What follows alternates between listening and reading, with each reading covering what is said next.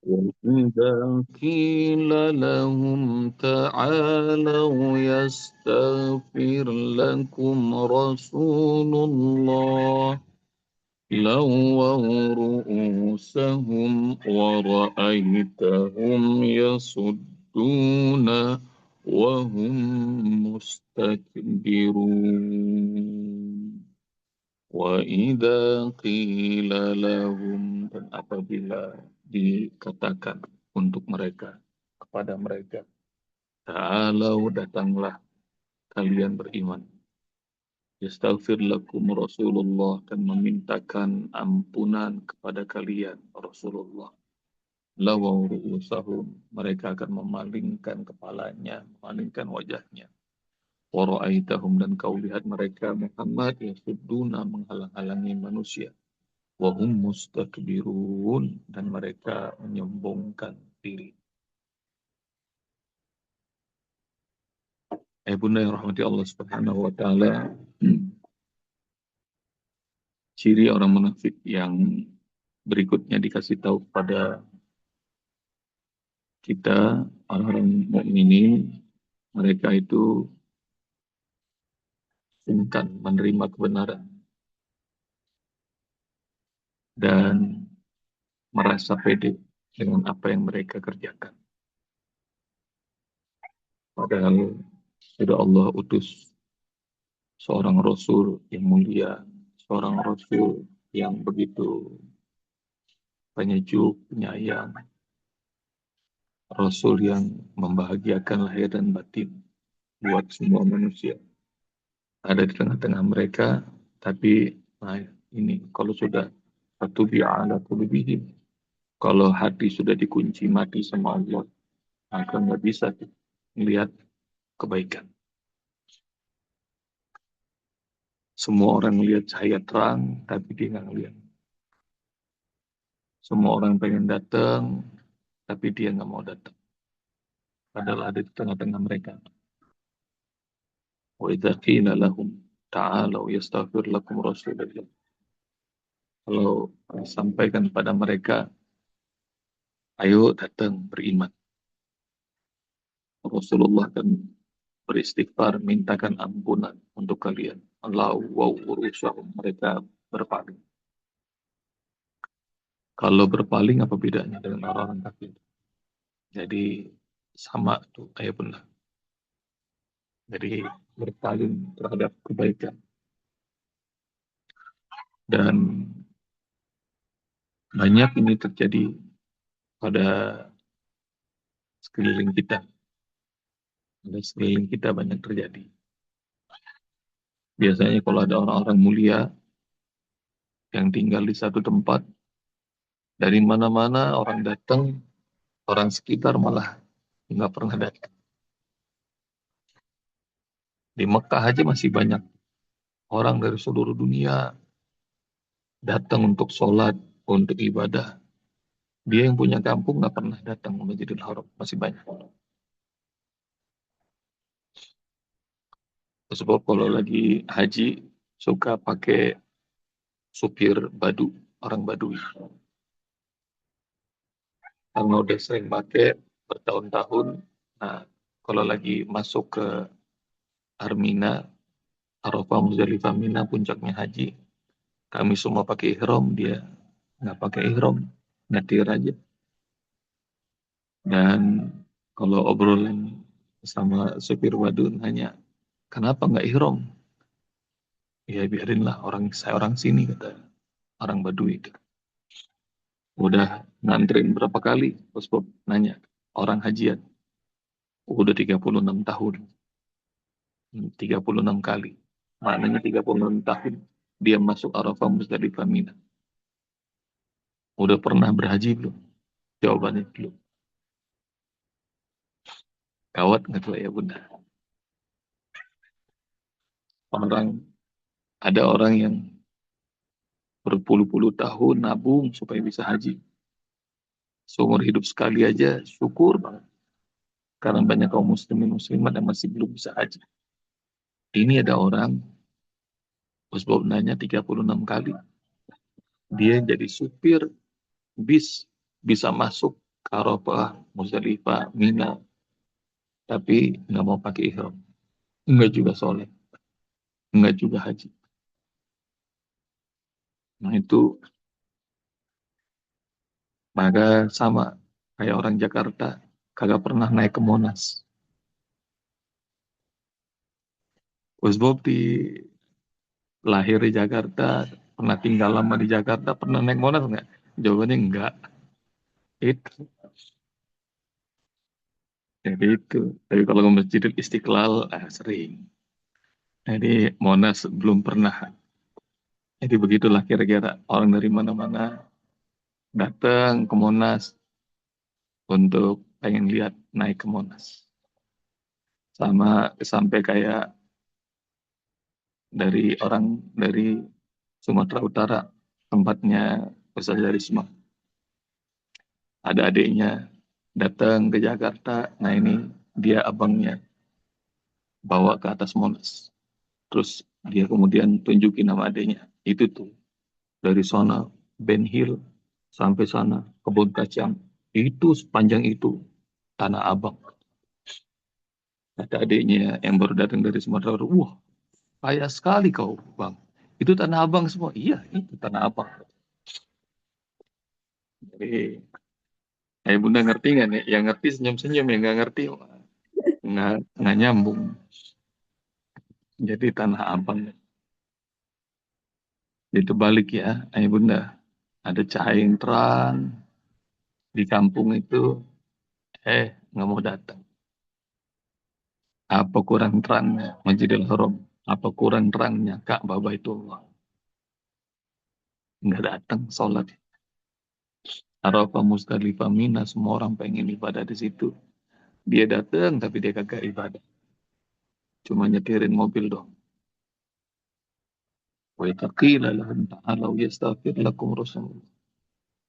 Yang kedua, ayah bunda kalau ngelihat ada Rasulullah, kalau ngelihat ada penerus Rasul, para ulama, orang-orang yang soleh, orang-orang para kekasih Allah, adabnya itu minta doa dan mintakan ampunan untuk diri, buat keluarga.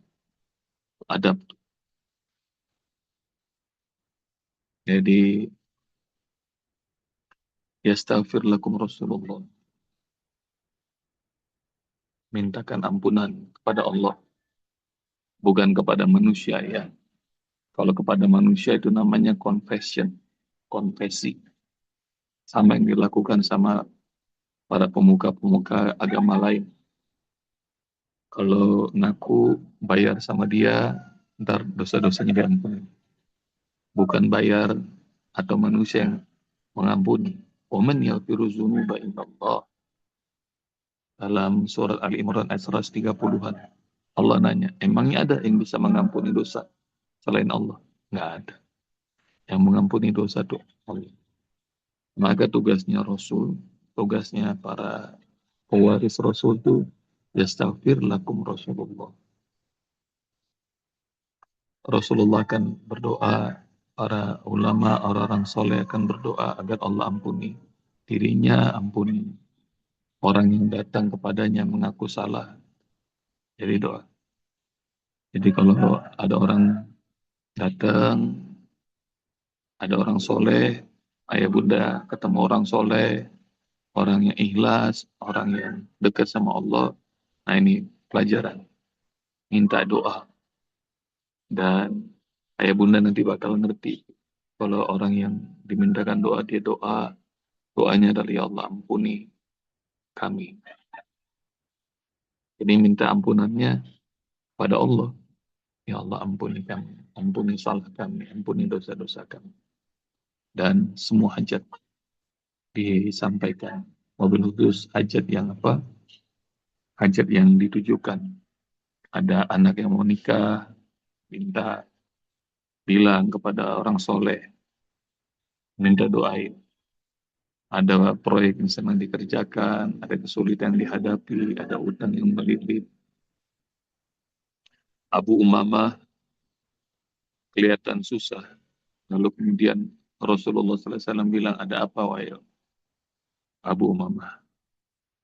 Duyun lazimatni. Aku terlilit utang ya Rasul. Maka kemudian Rasul ajarkan. Mintanya kepada Allah. Allahumma inni a'udzubika minal hammi wal hazan. Wa'udzu bika minal ajzi wal kasal. Wa'udzu bika minal jubni wal bukhl. Wa'udzu bika min ghalabatid dain wa qahrir rijal. Doa ini diajarkan Rasulullah kepada Abu Umamah radhiyallahu anhu. Karena lagi bilang pusing, lagi terlilit utang, Rasul diajarin sama Rasul. Doa. Allahumma inni a'udzubika minal hammi wal hazan. Ya Allah, aku berlindung padamu dari kegelisahan dan kesedihan. Wa a'udzubika minal ajzi wal kasal. Aku berlindung padamu ya Allah dari kelemahan dan kemalasan. Wa a'udzubika minal jubni wal bukhl. Aku berlindung padamu ya Allah dari rasa pengecut dan kikir. Wa a'udzubika min ghalabatid dain wa qahrir rijal. Dan aku berlindung padamu ya Allah dari tekanan orang dan terlilitnya utang. Nah, itu biasanya orang yang punya utang suka bingung. Nah, itu doa yang diajarin Rasulullah kepada Abu Umar. Jadi bukan Rasulnya yang akan ngeberesin utang, ngajak umat untuk minta sama Allah. Itu disebut yastafir lakum Rasulullah. Bukan orang solehnya atau pemuka agamanya yang ngampunin dosa, bukan. Yang ngampunin dosa Allah. Wa may yaghfiru dzunuba illallah. Emangnya ada yang mengampuni dosa kecuali Allah? Nggak ada. Maka orang solehnya, ulamanya ngajak. Ayo doa bareng-bareng agar Allah ampun. Nah, itu poin yang kedua ya, ayah bunda. Kalau ketemu sama pewaris Nabi, pewaris Rasul, nah minta doa, mintakan ampunan pada Allah Subhanahu wa Ta'ala agar Allah ampun. Dan ayah bunda duduk di majelis ilmu, majelis zikir bersama orang soleh aja, ampunan Allah datang. Udah tahu kan hadisnya? Duduk aja bersama orang soleh di majelis zikirnya, majelis ilmunya, ampunan Allah datang. Mana dalil yang sebut? Wah, ini hadisnya ngetop nih. Hadis qudsi. Mutawatir kalau nggak salah. Ini statusnya. Allah punya malaikat-malaikat yang tawafun, yang berkeliling. Mereka mencari majelis ilmu, majelis zikir. Dan mereka dapati ada orang-orang yang lagi kumpul sama orang soleh. Mereka berzikir, mereka belajar ilmu. Lalu kemudian Allah nanya kepada para malaikat, apa yang mereka lakukan? Yusabbihunaka wa yahmadunaka wa yukabbirunaka. Mereka tasbih, tahmid, takbir, mengagungkan namamu ya Allah. Emangnya mereka ngapain tuh pada zikir begitu, pada thalabul ilmu gitu? Karena mereka berharap surgamu ya Allah. Apakah mereka sudah pernah lihat surga yang aku miliki? Belum ya Allah. Lalu bagaimana kalau mereka melihat? Bakal tambah seru lagi tuh zikirnya, thalabul ilmi. Ada nggak mereka minta perlindungan? Ada ya Allah. Minta perlindungan apa? Mereka minta perlindungan dari neraka-Mu ya Allah. Emang mereka pernah lihat nerakaku? Belum ya Allah. Gimana kira-kira kalau mereka melihat nerakaku? Bakal makin takut lagi mereka dan makin kuat lagi zikir dan thalabul ilminya. Maka kemudian Allah Subhanahu wa Ta'ala bilang, pertanyaan-pertanyaan Allah itu bukan karena Allah nggak tahu. Itu dialog sengaja hadis qudsi itu disampaikan kepada kita supaya kita ngerti Allah lagi dialog sama malaikat yang melaporkan. Maka kemudian Allah bilang kepada para malaikat, saksikan, wahai para malaikatku, aku ampuni mereka semua. Itu kalimat yang Uspo bilang, kumpul sama orang soleh di majelis zikirnya, majelis ilmunya, Allah ampuni. Terus malaikat masih ngedebat, ya Allah, ada orang yang datang nggak pakai niat, dia cuma pengen ketemu temannya doang. Maka karena Allah sudah kasih ampunan, rahmat Allah bercucuran, Allah bilang, umul qaum la yasqa bihim jalisuhum. semua mereka yang kumpul itu dianggap satu kelompok. Nggak ada yang rugi. Yang datang situ nggak ada yang rugi.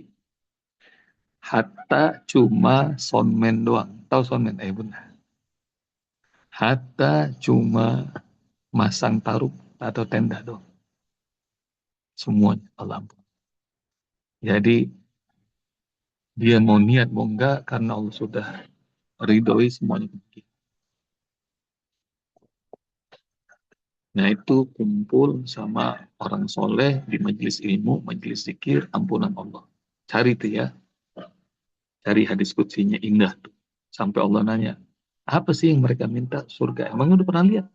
Belum ya Allah. Gimana? Kalau misalnya mereka ngelihat langsung surga, makin hebat zikir dan tolabul ilminya. Jadi itu teknik, bunda. Kalau berasa hidup, berasa susah, jalan berasa sempit, beban makin berat dan sulit.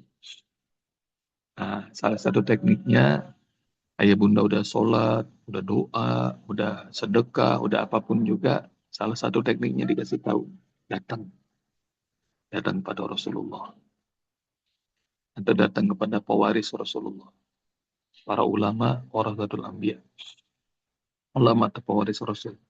Terus cari ulama yang ikhlas, ntar minta doa, datang aja, minta doa. Bahkan kita sudah ketemu tekniknya lagi kan, di surat Al-Mujadalah. Kalau pengen nyampein sesuatu yang penting menghadap Rasul atau pewarisnya Rasul, sedekah. Ya ayyuhalladzina amanu, wahai orang-orang beriman. Apa tuh bunyi ayatnya? Ayat 12 dan 13. Idza tanajaitum, kalau kalian mau ngobrol sama Rasul, maka faqaddimu baina yaday najwakum shadaqah. Maka bersedekah dulu. Zalika khairul lakum wa athhar. Itu bagus dan lebih suci untuk jiwa kalian. Jadi dikasih tahu tekniknya sama Allah. Supaya apa? Supaya makin jernih, makin bening hati kita. Ntar begitu doa bareng-bareng sama Rasulullah atau pewaris Rasul, nah doanya makin tembus. Enak tuh. Banyak bocoran-bocoran yang dikasih tahu sama Allah Subhanahu wa taala. Itu yang kedua ya ayah bunda. Yastaghfir lakum Rasulullah. Lawau ru'usahum wa ra'aitahum yasujud wa hum yastaghfirun. Orang munafik tuh kalau diajak kebaikan melengos dan mereka ngalang-ngalangi orang dan mereka sombong. Banyak nggak ya bunda yang ngerasa kalau ngajakin ngaji susah banget teman-teman. Tapi kalau ngajakin jalan-jalan, langsung cepet banget. Itu banyak yang curhat Gus Bob. Apa ya Gus Bob? Saya kalau ngajakin ngaji, ngajakin ngaji sama Gus Bob aja, susah banget ngajakin. Tapi kalau begitu ngajakin jalan-jalan, shopping, gampang banget pada berangkat. Emang begitu ya Bunda, hanya orang-orang beriman yang dimudahkan sama Allah. Bukannya merekanya yang mudah, tapi dimudahkan. Ada orang yang gampang banget dimudahkan sama Allah Subhanahu wa taala. Isi hidupnya kebaikan, kebaikan, kebaikan, kebaikan, kebaikan, kebaikan. Bukannya dia yang bisa, karena 24 jam sama semua manusia dalam sehari itu. 60 menit dalam 1 jam sama. 60 detik dalam 1 menit sama. Tapi ada hari ini, ada orang yang Allah mudahkan sholat duha, ada yang nggak kebagian sholat duha. Ada orang yang Allah mudahkan sepagi ini bisa sedekah, ada yang nggak bisa. Ada yang Allah mudahkan haji, umroh, padahal pas-pasan. Tapi yang berkelapangan nggak bisa-bisa tuh haji umroh. Jadi itu yang disebut Allah mudahkan. Kalau kalau bahasa Allah dalam surat Al-Lail, amma man a'ta wattaqa wa saddaqa bil husna fasanuyassiruhu lil yusra. Fasanyassiruhu lil yusra, kami mudahkan dia untuk mengerjakan segala kemudahan. Wa amman bakhila wastaghna kadzdzaba bil husna fasanyassiruhu lil usra.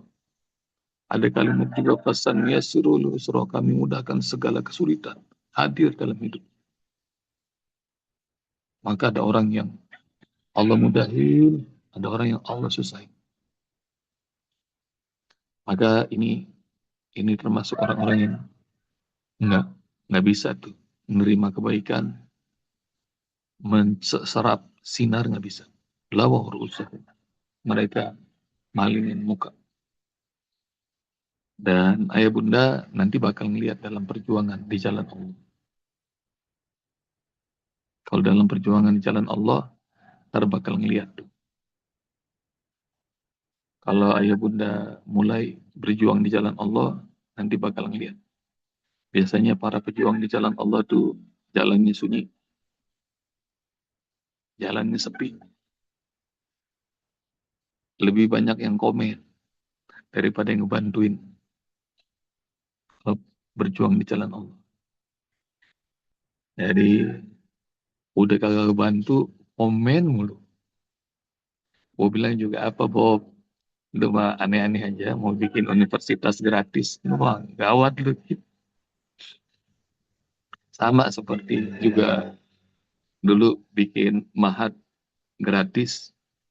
Waduh komennya banyak banget. Aneh-aneh aja lu, makan aja susah. Mau bikin mahat gratis lagi. Tapi Masya Allah. Begitu 1, 2, 3, 4. Dan terus nambah mahat. Berhenti tuh. Diam. Sama tuh ayah bunda. Rasulullah itu dalam awal perjuangannya di Mekah ditindas, di Madinah ini ketemu nih orang-orang munafik. Nah, orang munafik tuh bantuin kagak, komen mulu.